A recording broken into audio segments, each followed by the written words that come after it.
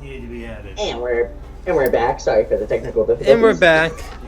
Welcome back again, everyone. Ring the Bell podcast. Tyler and Dan here. We got a lot of stuff to talk about. A full slate of the schedule here tonight on Insane Games TV. After no one heard your little comment about that, so we are live here.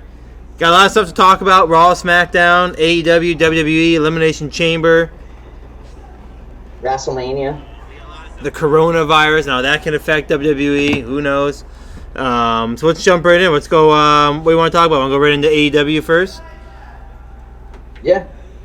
So AEW had to refresh off of Revolution. I know we discussed a little bit last week about who could be in the title picture, who may not be in the title picture. We got a lot of updates on some of the current storylines. Well, out of the blue, I thought they buried him years ago, but apparently he's still around. Jake the Snake Roberts shows up on AEW Wednesday night, and it is now throwing himself into the Cody Rhodes storyline.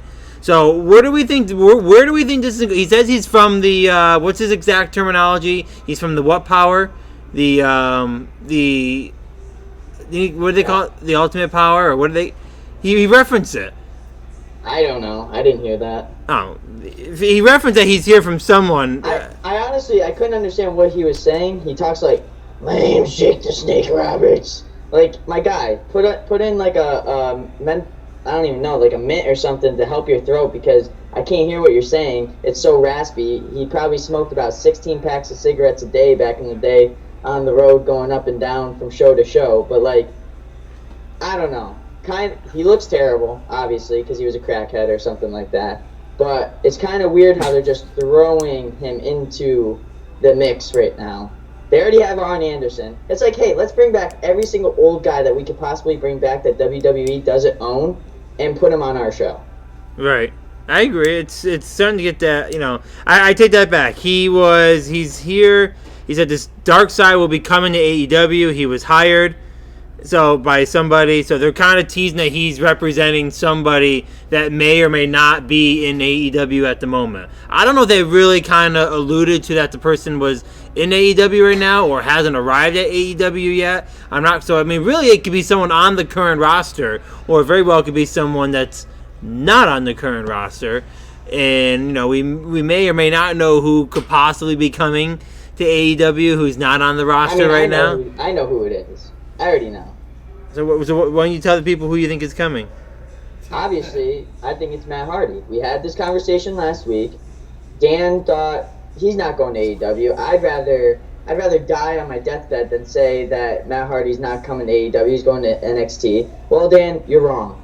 And you're wrong by a mile. You're always wrong.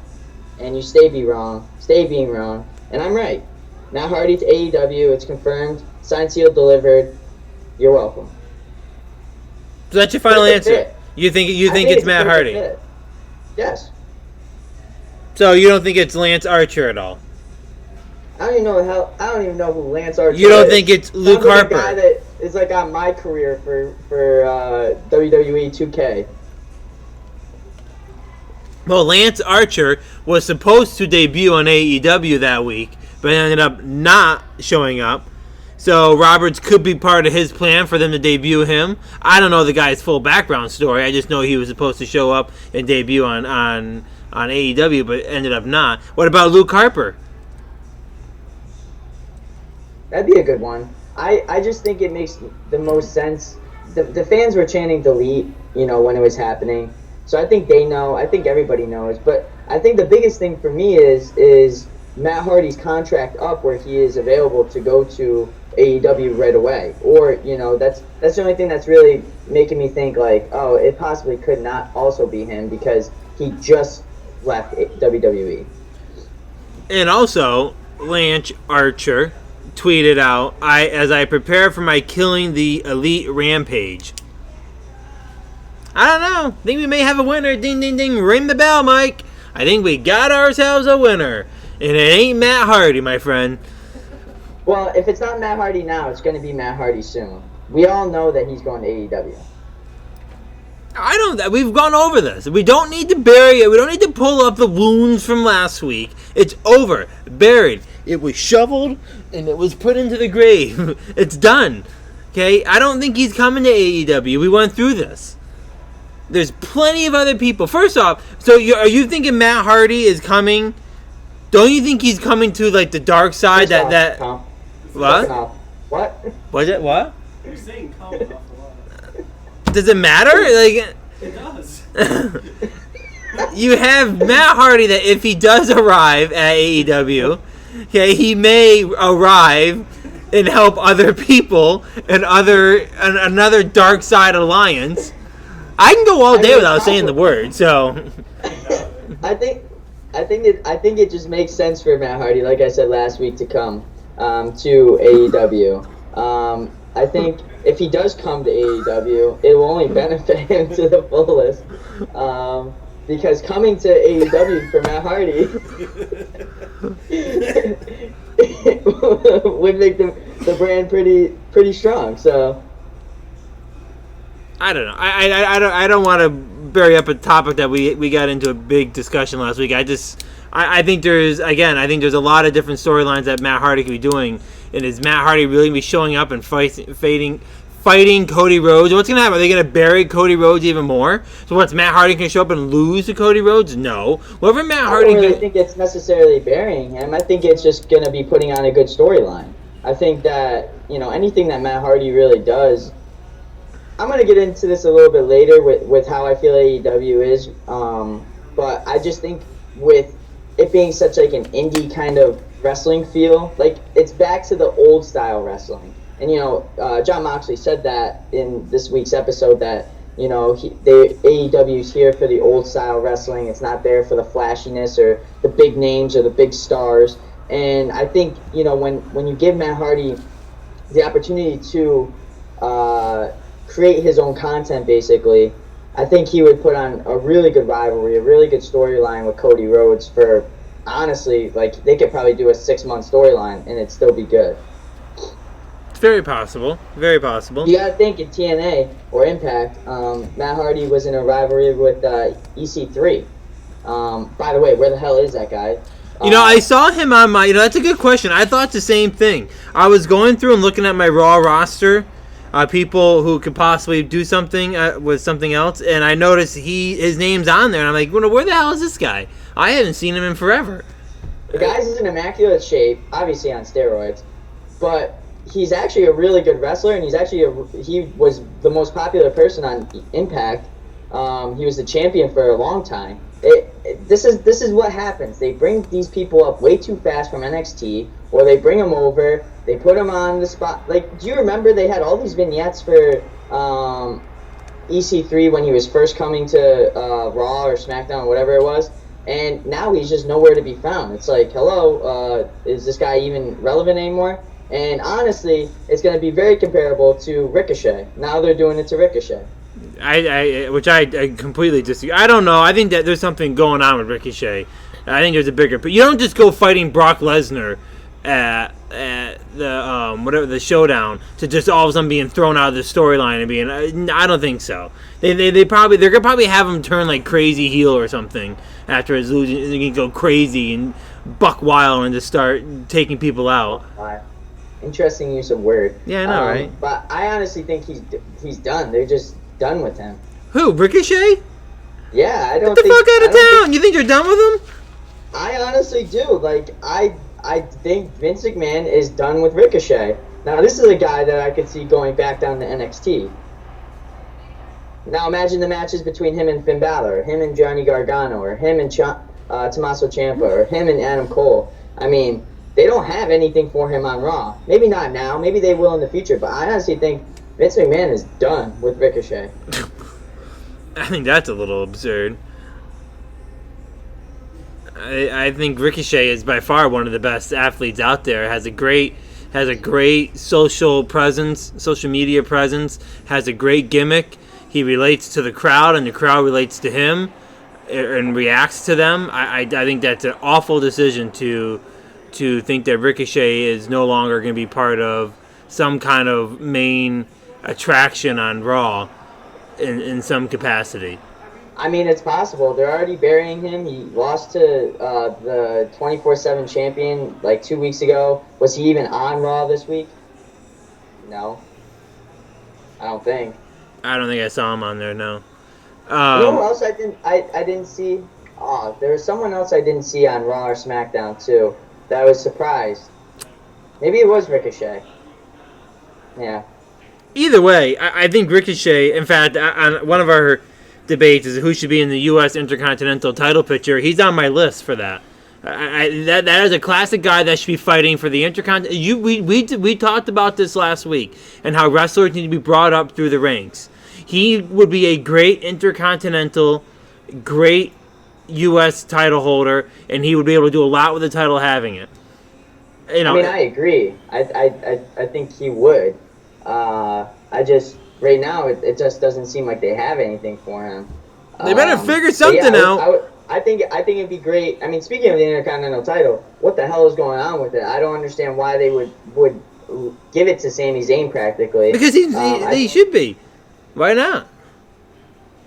I mean, it just doesn't make any sense to me why he is deserving of it. He hasn't wrestled in like 8 months. Maybe he probably had an injury or something. That's why he wasn't wrestling. He came back from injury, but like still, he hasn't been relevant. Honestly, he's not even relevant on the show. But see, this is where I don't understand your point, because this is a classic. No one thought he was going to win. He won. It's a classic switcheroo storyline, and now Sami Zayn walked out of that match with the title, and no one really knows. It's a classic. They should be changing the storylines around like this. Yeah, but the biggest issue is it's not necessarily getting rid of the title. It's how fast they're getting rid of the title. What do you mean getting rid of it? They just literally took it off Shinsuke Nakamura for Braun Strowman, right? Braun Strowman can't hold a title for a long time. Braun Strowman had the title for less than a month, it feels. As he should. And now it just doesn't bring relevance to these wrestlers when they do that, though. I agree, but I agree with your statement. I don't think it relates to this situation. I just think they're bouncing the title around on the Intercontinental title a little too fast right now. I think Shinsuke Nakamura had it for a long time.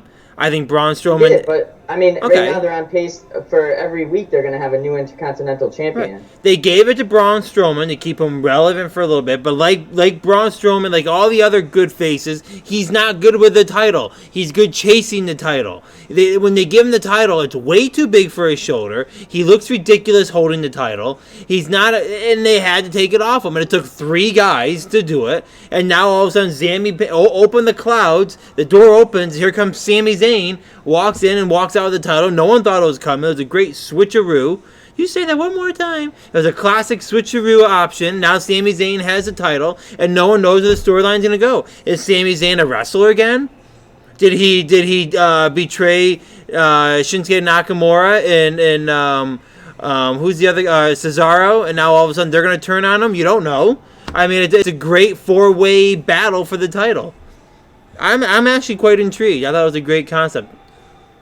I don't know, but Sami Zayn looks like a white version of the old Cuban dictator. What was his name? Fidel Castro with his little hat on. He's if you pull up a picture of Fidel Castro, put it next to Sami Zayn with his hat on, you'll see it. You know who Sami Zayn is?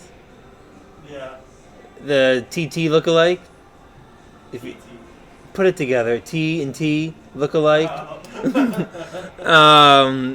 But classic. I you're right with the overall idea that they do that with the title. I just don't think it applies to this situation. I think it did what it needed to do. It gave Braun Strowman the title for a little bit, made him look good. Now they've taken it off him. It took 3 guys to do it, and now those 3 guys are going to get into probably an inner battle between themselves, and a face will come out of it. A face wrestler will come out of it that the crowd will get behind. Could very well be Sami Zayn. Probably not. I don't see it being Sami Zayn. They make him look way too weak. That's the biggest thing. Not to get too far off from AEW, but you sent me a little message earlier in the week about a certain wrestler that was ranked number 1 now. Yeah, I mean, the Wrestler Observer came out with a post, and Chris Jericho had put it on his Instagram page about the top wrestlers in that they rank in the world. So it's across the board: AEW, Impact, WWE, New Japan, and it was very interesting to see because Chris Jericho was number one he was the Wrestler of the Year in their rankings. Now, the Wrestler Observer, for those who don't know, they're pretty biased with indie wrestling. They don't do a lot with WWE, but the biggest thing is that their focus is on pure wrestling. It's not necessarily the shows or how many fans are there or what big names are there, just like WWE. Chris Jericho won Wrestler of the Year, which is the Lou Thesz Ric Flair Award. Best on interviews, he was ranked number one. Weekly TV show, AEW Dynamite was rated number one above NXT. Raw and SmackDown weren't even on there. Chris Jericho was ranked number one in the United States and Canada MVP. So they ranked all the Canadian and United States wrestlers. He was ranked number one. Best box office draw was Chris Jericho at number one, ahead of Brock Lesnar and John Jones. They also do UFC too, sorry. And most charismatic, they had Chris Jericho at number one as well too. So I think they do a lot of different awards, but those main ones, they all rated Chris Jericho ahead of every single wrestler in the field. And that goes back to my statement that I've been consistently saying for the past few weeks, that Chris Jericho is the most consistent / best wrestler ever in the business. Stop. How am I wrong? I'm glad we're done with this little speech that he just gave. Can you go over how much WWE stuff was posted on that? There was, how many WWE wrestlers were on there? Yeah. There was a few of them. Okay. Raw and SmackDown weren't even on the show list? No. They're not good shows, Dan. NXT was. Alright, here's my... I don't know if you can hear the crickets. Crickets are chirping in the background because of how ridiculous it is that they're not even on there. No, this is your problem. You're so biased to WWE because you don't like venturing out to other shows. Wrong. Here's my order. It goes, best shows on TV right now for wrestling. AEW, NXT, and then Raw and SmackDown are tied for third. That's how bad... And when I have to sit down and watch Raw and SmackDown, first off, Raw being 3 hours, it's a burden. It takes forever to watch. SmackDown, I mean, it's decent, it's 2 hours, but I just don't feel compelled to watch wrestling on Monday and Friday. I feel more compelled to sit down and watch. I'm more excited when Wednesday nights hit because AEW and NXT are on. I think they are the best produced shows. I think they have the best wrestling. I think they have the best storylines. I think Raw and SmackDown are too in line with the theatrics, and they're just not fun to watch. They're inconsistent with their storylines. They don't have good. They bring out storylines way too far. They bury their wrestlers. I don't know. I'm just not a fan. Clearly not a fan. But all I'm simply and this ties in with the rant that I was gonna have. I might as well just say it now. Let's keep it going. Like I said, AEW, NXT, best shows, obviously. Now, they're putting me in a position where I'm not even excited for WrestleMania. Every single match on the card that they are putting out is blasphemous. It is awful. And honestly, I'm not a big women's wrestling guy. I'm not a big fan of it for some reason. I think the women's matches are far superior than the men's matches, which is, I don't think, good for business. They're bringing back all these old wrestlers to face all these new wrestlers, and it's just like, can we have wrestling with guys that are here 24/7, here every single day? We're bringing back The Undertaker, we're bringing back John Cena, we're bringing back Goldberg. Next, they're going to try and bring back Hulk Hogan and Ric Flair for one more match, for Christ's sake. It's just like, I feel like the biggest thing with WWE, their biggest problem is, once you get inducted into the Hall of Fame, you should not be coming back to wrestle again. You're done. You're in the Hall of Fame. You did what you had to do. No more one more match. No more this or that. You see guys in other sports, NFL, NBA, MLB. They retire. They get into the Hall of Fame. They're not coming back to perform. They've already done their job. And I think that's why AEW and NXT are far superior than Raw and SmackDown. And now the pay-per-views that they're putting out, because they just are. They're a better show all around. And it's frustrating for me as a fan because WrestleMania is the Super Bowl. It's the biggest event of the year. Yet they're putting the lamest matches together. Are you done? Yeah. Awful matches. So you don't like any of the matches that are on there? The only match that I like on the men's side is Randy Orton and Edge. Okay, fair. You don't want to see Goldberg and Roman Reigns? No, I don't want to see Goldberg, and I'll tell you why. I don't want to see Goldberg and Roman Reigns because they're going to have a spear match where the only moves that they're going to do is spear, spear, spear, spear, spear, spear, because that's all Goldberg can do. If I want to sit down for a pay-per-view that's going to be 8 hours long like WrestleMania, I want good content. So you don't want to see John Cena and The Fiend? No, I don't, because I know it's going to be a short match. All these guys that come back to wrestle that aren't active on all the shows consistently end up only having these matches where they do 3 or 5 moves and it's a short match. I think this is what they're doing. They're bogging down their best wrestlers, meaning Roman Reigns should be fighting Bray Wyatt. Bray Wyatt should be fighting, Roman Reigns. They shouldn't be fighting these old guys that aren't on the roster. They're making them look bad. So you don't want to see Brock Lesnar and Drew McIntyre? No, that's going to be a boring match as well. Brock Lesnar should retire. The guy doesn't wrestle like he used to. He's a shell of himself. The only thing that's good with Brock Lesnar now is that he's a little bit more charismatic than he's ever been. So that's the only thing I like about Brock Lesnar. So you don't want to see Undertaker, Cena, Goldberg? No. Undertaker can't even move in the ring, first off. You saw it at Super Showdown. I don't know when this cat all of a sudden became an Undertaker hater, but it's actually quite absurd. I don't hate Undertaker. I love The Undertaker. It's just, they say it live on TV. The guy, AJ Styles was speaking the truth on SmackDown. The guy can barely move. He is not having the mystique that he used to have. He's not even a scary wrestler to see anymore. He's ruining his image by continuing to wrestle. All right, so they just had on Raw here, because I have Raw going on TV right here. They just showed that Stone Cold's returning on Monday. You're not going to watch that? You're not excited to see that? He's a Hall of Famer. You don't think he should be there. And is he wrestling? No, but you said Hall of Famer should not. Okay. Oh, okay. You said Hall of Famer shouldn't come back after they go to the Hall of Fame. If you clean out your ears with a Q-tip, Dan, you'll hear what I just said, in the sense of guys that are in the Hall of Fame should not wrestle after they are inducted into the Hall of Fame. Instead, you want to flip it and say, oh, well, the guys are coming back, they're in the Hall of Fame, so you don't want to see him. No, obviously, I want to see Stone Cold Steve Austin. So if Stone Cold came out next Monday and got beat someone up and they decided they want to do a match, you wouldn't at all be excited for that? No. To see Stone Cold in a match? No. A little absurd.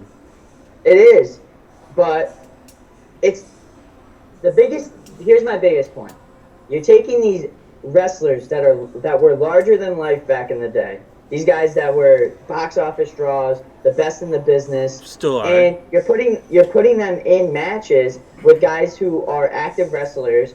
They just can't keep up in the ring. The wrestling is terrible. It's not good, and it's because these guys aren't full-time wrestlers.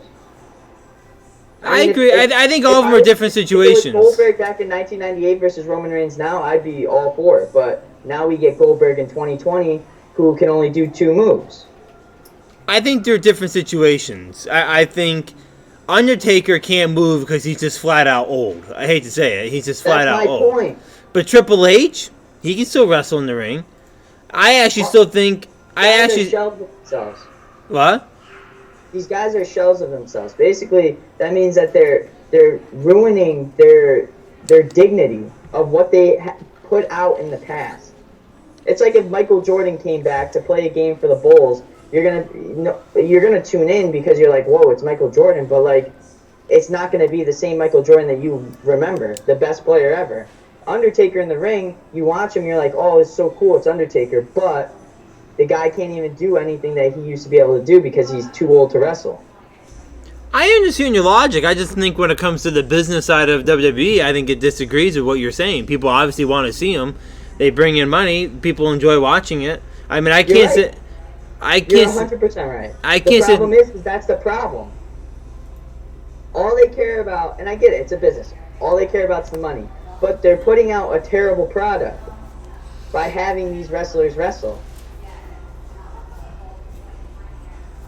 I don't know. I mean, for a fan like you, if that's what you like, that's fine. But for me, if I'm gonna sit down and watch TV, I want to watch something that's entertaining. I don't want to watch something that's boring or that doesn't bring any quality or enjoyment to my life. And I find that relatively entertaining that all of a sudden Undertaker comes out and lays out a choke slam in the middle of the ring out of the blue. I find it entertaining when Stone Cold shows up. I find it entertaining. That's different, though. That's different.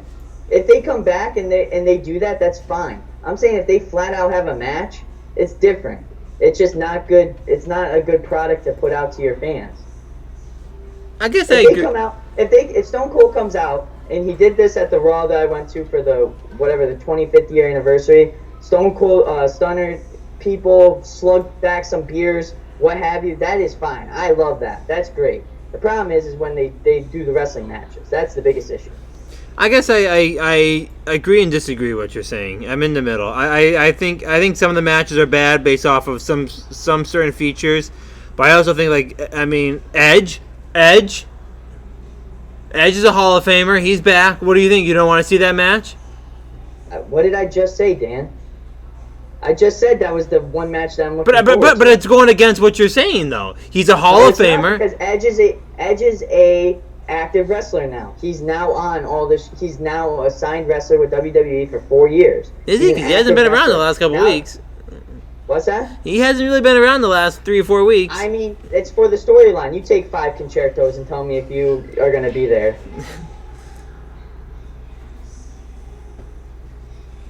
No comment? I guess.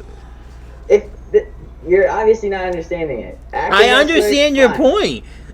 But if you're not an active wrestler and you're a temporary wrestler, it's not fun to watch. Like last year, I love Batista. Great wrestler, one of my favorites. I designed his bath or his gym in his house in Tampa. Sick brag, I know. But he put on a terrible match with Triple H. And he could probably tell you it. I mean, you watch and you're just like, it's hard to watch. It's almost cringeworthy. You're like, this is not the same guy that I remember. It's true. It's definitely true. I mean, I notice it when I see Triple H in the ring, or if I see a lot of the. I was gonna say someone else, but I stopped because I get shit on. But I see it when I see other people in the ring. They're definitely not the same as they were, and there's some that I think they can still do some magic, and then there's some that can't. Undertaker really can't move around. I mean, I give him credit for still wanting to do it. What is the last match that you remember where you had a guy that was temporarily wrestling that had a match that you so-called magical? Can you name one off the top of your head? And that's my point. You can't remember because there isn't any. These guys come back, they're not the same. They're out of shape. They're not in ring shape.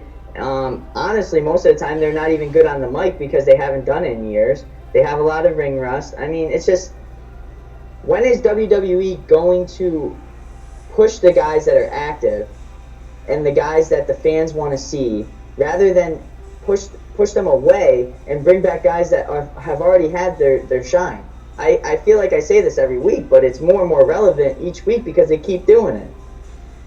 It's true. And it's frustrating as a fan because I'm sitting there watching Raw, SmackDown. That's 5 hours right there of TV. I agree. I understand what you're saying. Some of them are just don't deserve to be in the ring whatsoever, and it's the same people if you notice. It's the same wrestlers that do it.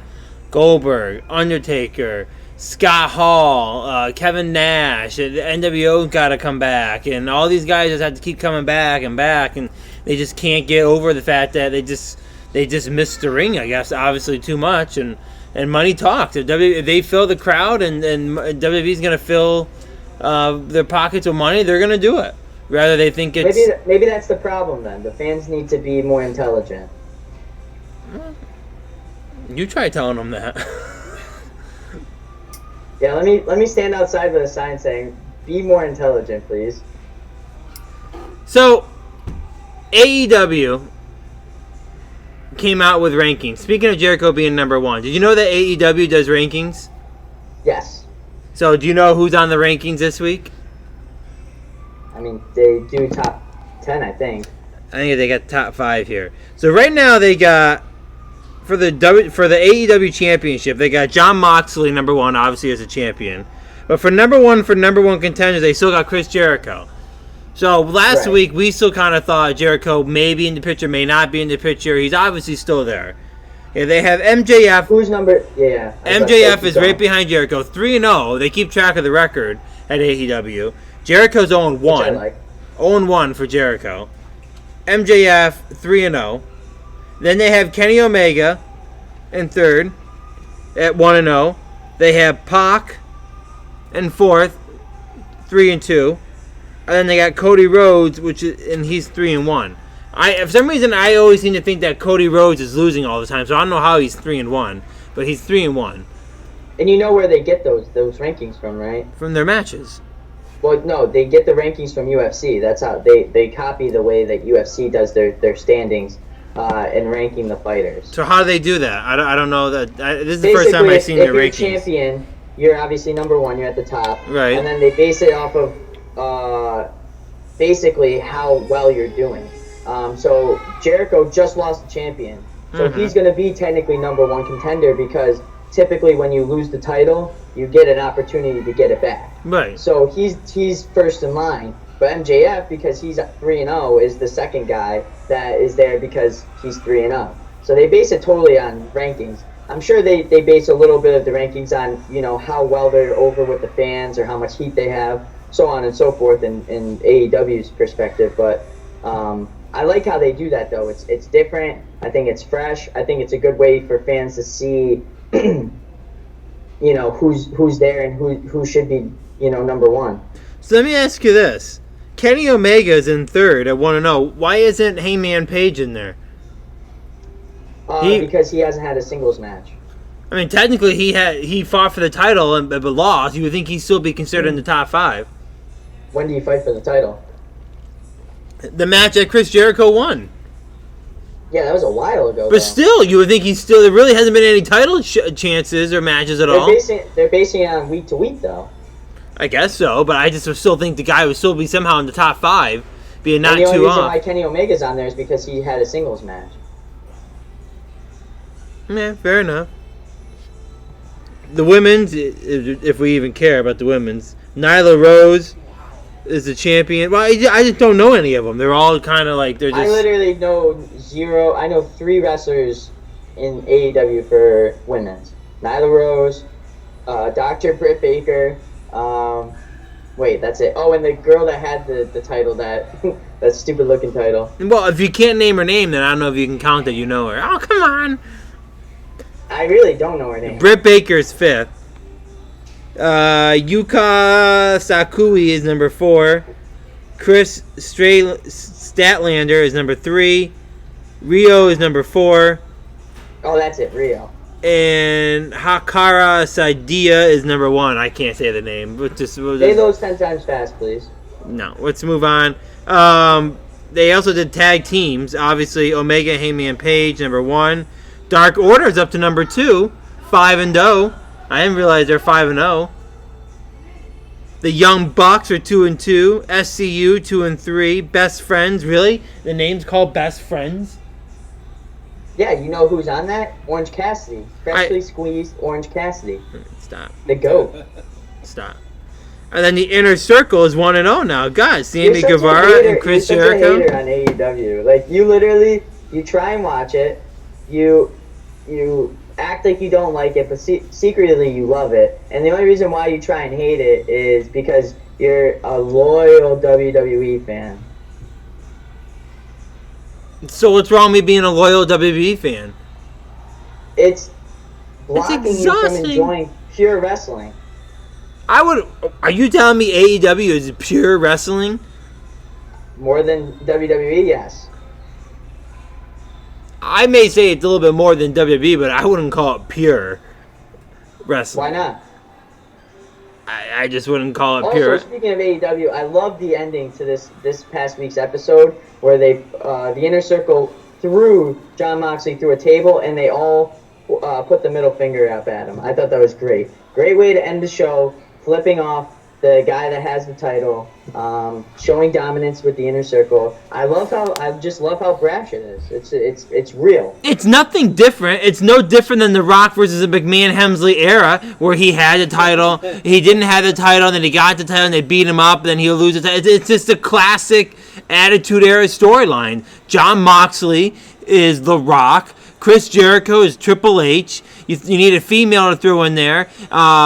Sammy Guevara, Jake Hager, all those guys are DX and Billy Gunn, and that's what it was. It was just and they got a year of storyline out of that. And it was one of the best storylines in WWE history. It's no different. It's not like it hasn't been done before. Sorry, fell asleep real quick. Wow. I'm just simply saying it's not like it's never been done. That's not exactly what I was entirely saying. I was just saying I love how they have the camera at them flipping off Jon Moxley and finishing the show. That's all I said. I've had enough talking about AEW and listen to your AEW propaganda. Let's move on to some WWE news. I mean, I'm sure the listeners feel exactly the same way. It's just they don't want to agree and make you feel bad. That's the biggest thing. What can I say? We got a lot of stuff going on at WWE. Randy Orton storyline with Edge. We got Sami Zayn walking out of the Intercontinental Championship. We have the Rob Gronkowski storyline going out today. Let's start with that one. Big news coming out that Rob Gronkowski, apparently now, according to people reporting, that he actually has a contract now with WWE. He's been signed in that he is showing up on the March 20th edition of SmackDown. So where do we think that Rob Gronkowski is going to fit in here? Do you actually think he's going to be a wrestler in WWE? Do you think he can deal with being a wrestler? Do you think he can put on matches? Do we disagree that he has the personality for it? I think he has the personality for it. Do you think, but can he lay it to smack it down in the middle of the ring? You go first, then I'll go. This is exactly what I was saying is wrong with WWE. Oh boy, here we go. They're bringing in guys that aren't wrestlers. They're signing them. And then they're putting out a terrible product because these guys are not professionals at wrestling. Rob Gronkowski is a great guy to come in every now and then, throw a party, come on screen for a little bit with his best buddy, Mojo Rawley. But, to sign him, really, I mean, it doesn't make sense to me. Who are you going to put him up against, first off? Second off, the guy doesn't even know how to catch a football without getting a concussion, let alone wrestle in a ring. I mean, it just doesn't make sense what WWE is thinking. So let me ask you a question. When The Miz used to be on Real World on MTV, did you ever think he could wrestle in WWE? He trained for professional wrestling now. Okay, well, maybe Rob Gronkowski is going to train for professional wrestling. And if he does, that's great. But first off, wrestling isn't the only thing that you need to be. And you need to have the personality. Does he have that? Check. He needs to have the qualities to be the fatigue. He gotta have the muscles. If Braun Strowman is too big for the Intercontinental title, does that mean that Rob Gronkowski cannot have the Intercontinental title because he's also the same size? No. I mean, that's exactly what you said. First off, he's a big dude, Rob Gronkowski. He can definitely handle himself in the ring. So does he not have the physique to do it? Check. Okay, so there's two. There's two of the three.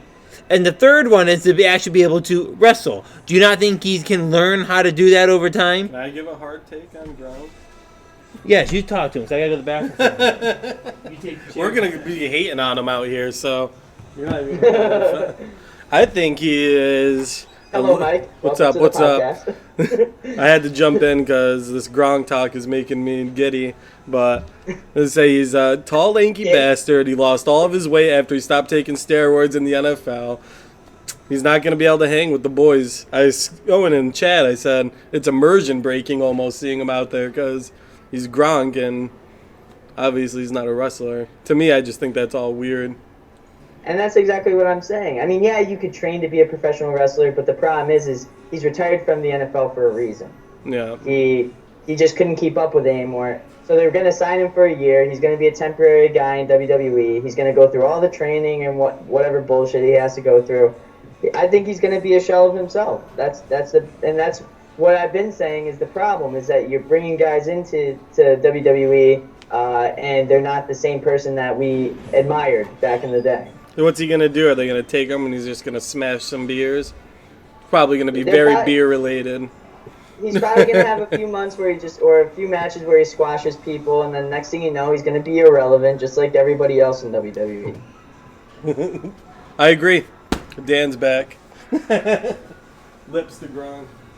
I think it's a great move. It's a great move to bring Gronk in. Has the personality, has the physique, has the personality, has the work ethic. He'll learn how to wrestle. They'll put something together. But they've learned to teach other people wrestling that you would never think would know how to wrestle, and it is what it is. I think he'd be great.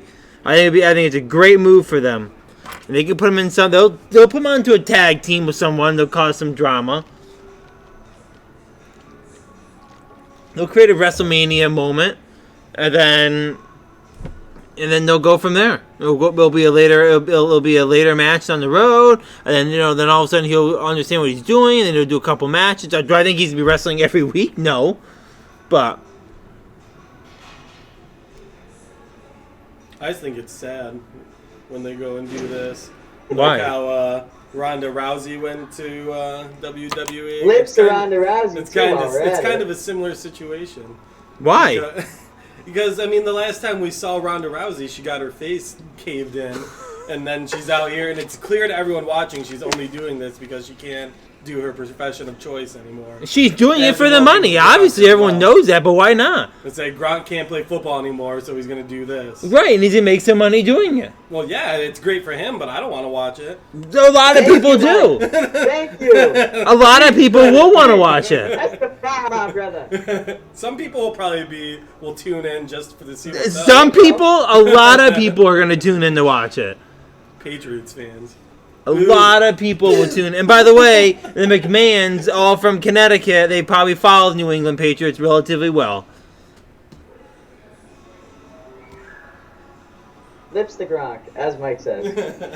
Speaking of WrestleMania moments, I don't know, Tyler, we may not have any WrestleMania moments this year. Obviously, with we don't need to go into full detail, but obviously the news going around the entire world is the coronavirus the last couple weeks, and with all these different things canceling stuff and everything that's going on with live events. I mean, what's WWE going to do here? I mean, they got probably one of the biggest sporting events out of the last 2 weeks and into the next 4 or 5 weeks coming. It's literally the biggest sporting event probably in this time period of the year, with the fact that they could fill 80 to 100,000 people in these stadiums. I would call that a major risk of the coronavirus. That obviously, they say avoid large groups. It's obviously a big thing. You look at all these other things, all these other events and organizations that are taking steps. What did WWE do here? I mean, they got a lot of stuff. Obviously, what's different about WWE than everyone else is that they have storylines involved here. WrestleMania, there's a lot of money that goes into the area. You're down in Tampa. I'm sure you see posters and signs up, and I mean, Tampa's probably, as a community in really the state of Florida, but the city of Tampa, they are spending money promoting this. Well, yeah, I mean, I work right by Raymond James Stadium, and they're already having on the giant jumbotrons all the images that they're going to be posting at WrestleMania constantly to make sure everything's running pretty smoothly. But it's crazy. I mean, the virus itself is I think a little bit blown out of proportion in my opinion. But the fact is that with wrestling, the WWE, like you said, pushing back storylines. They could push back WrestleMania, hoping that it settles down a little bit. But I mean, then you're running into the issue of, well, now what's going to happen to that next pay-per-view or the pay-per-view after that, depending on how far you push it back. Right. And if they cancel it, that's like canceling the Super Bowl. It's the biggest event. I mean, on a side, a good thing the coronavirus didn't show up before the Super Bowl. That would have been an issue. But I mean, you look at. But not so much. You look at, we can get back a little bit into the fallout of WrestleMania in a minute, but what about even like Raw and SmackDown? At what point do you say, all live shows? Also, at what point do you say, no fans are allowed in the stadium, but also at what point do you say these guys shouldn't be wrestling each other? they shouldn't be touching. They shouldn't be having physical contact. Well, WWE has issued a statement saying that I believe it came from Stephanie McMahon. I don't know the correct the wording of it, but the statement entailed that the wrestlers are a priority, the safety and the health of the wrestlers, and that they stop doing meet and greets, handshakes. You know, I mean, you think of all these people that go out and they do autograph signings and this and that, you know, for promotional work and so on, that they stop doing all of that. So they're cutting down on the interaction between wrestlers and the common wrestling fans. So they're definitely taking steps. But I mean, at what point are you going to say no more Raw, no more SmackDown, no more NXT, no more pay-per-views? I mean, we don't know where this is going to go. But to WrestleMania, I mean, holy shit! I mean, what are they can't just cancel it. They're just going to cancel it. I mean, they've been planning WrestleMania since last WrestleMania. That's the crazy thing. So basically, a whole year's work is going to go right down the drain. And a side note, have you ever thought to think about that Aleister Black and Buddy Murphy kind of look the same? A little bit. I'm looking at Aleister Black here in the TV, and for a minute I kind of thought it was Buddy Murphy, and I realized no, it's not. They look identical. But side note. But I think, I mean, you look at the other things that canceling WrestleMania is going to impact. Just the community of Tampa, the businesses that have put money into this, the amount of money to build the Titantrons that are going into place right now. Businesses around for tourists. Exactly. Hotels. It's just a lot of... But not only that, the people that have bought the tickets, they're planning on coming, got the hotel rooms packed. I mean, there's just so much involved. And it's not even that. I mean, I guess it's any sporting event that anyone has planned to go to already that have made changes or anything. But it's just crazy to think about the amount of impact. Obviously, like you said, I think the virus, while it is important, I think it's being a little bit blown out of proportion. But to go out to cancel entire live events, I'm just baffled that it's going to this extent. You know, but it's just, you know, what's WWE's position here? They don't want to be, oh, we're gonna make all of our fans go no matter what. But then again, while the wrestlers are important, to me, my belief is that WWE should cancel it if they really feel their wrestlers are at harm. Okay, right. And if the wrestlers aren't doing meet and greets, the wrestlers aren't handshaking, and they're being obviously safe and protected in the back with their own hygiene with other wrestlers, are they really being impacted by people in the stands watching? I mean, you and I have talked about going to the WrestleMania. We can make the choice ourselves if we want to put ourselves in that position of going to Monday Night Raw. Do we really need to cancel the entire event? I mean, let people make the decisions themselves. I mean, if I happened to go to Florida and watch WrestleMania and contracted the coronavirus, that while I obviously wouldn't be happy with it, it was my choice. It was my choice to go. You know what I mean? That was my choice. I could have played the safety measure and not have gone if I felt that strongly about it. I mean, I agree 100%. I think that's how they should base it, is if it's kind of optional. Like, if you want to go, you go. If you don't, then we'll refund you the money. We understand. I just think, honestly, if I was going to the Super Bowl, which WrestleMania is, now, obviously, I'm not, like, I'd rather go to the Super Bowl than WrestleMania because I've already been. But if I'm going to WrestleMania, I'm a little kid. I would honestly probably rather have the coronavirus or contract it and still be able to go to WrestleMania than, you know, the opposite, than them cancel it. I mean, and I feel like most people would be the same way because, I mean, I'm not going to get into the science behind the coronavirus or anything, but I feel like you have such a big event that you've been looking forward to for a whole year. Everything that you've been watching has been leading up to this. All the biggest stars are going to be there. All the biggest matches are going to occur, so you think. That was a little smash at WrestleMania because I'm not impressed this year. But I would say I'm almost willing to get the coronavirus to go see it because it is that big. It's a spectacle. All right, so because we're running out of time here, quick throw out your opinion. Do you think WrestleMania gets canceled? Well, no, let me say it. Do you think WrestleMania happens on April 4th? Or what day is it? Is it April 5th? What day is it? It's April 5th. WrestleMania weekend. Do you think WrestleMania occurs April 5th? Okay. Yeah. I don't think it does. What do you think? You think it's going to get canceled? Well, that's what I don't know. I don't think they're just going to flat out cancel it. I think that'd be absurd. But then again, I also kind of say, why are you just going to postpone it for 3 weeks? You might as well just do it. I think they end up. I think they end up canceling it and doing it inside a building with no one watching. Really? No one spectating. I think they're still going to do it. And honestly, they've done that before. Don't know if you remember back in 1999 with The Rock and Mankind. I do actually remember that. On Sunday Night Heat. I think they end up doing WrestleMania, but it's not going to be in front of the Tampa crowd on April 5th. And if it is on April 5th, it's going to be in a enclosed area where no one is live watching. That's my belief. Wow. That's right. It's just crazy to think about that. It is crazy. It's definitely being way blown out of proportion. Okay, we got a couple minutes left. Let's do a quick rundown. Sami Zayn winning the title. You happy? Not happy about that? Unhappy. Unhappy? I liked it. Daniel Bryan. I don't know if you noticed, had a little trunk malfunction in his wrestling match at the Elimination Chamber. I don't know if you saw that or not, but when he was getting taken off the turnbuckle, his junk might have appeared a few different times in the matchup. I don't know what's going on with that, but apparently that was all big news. Were you happy with the Elimination Chamber in general? I thought it was decent. I'd give it a C+. Do you think it's necessary? Do you think having the Elimination Chamber is necessary at this time of the year? Yes. You do? I think not. I think they can get rid of it. I just don't think they did the right matches for it. No, that's true. You want to end it?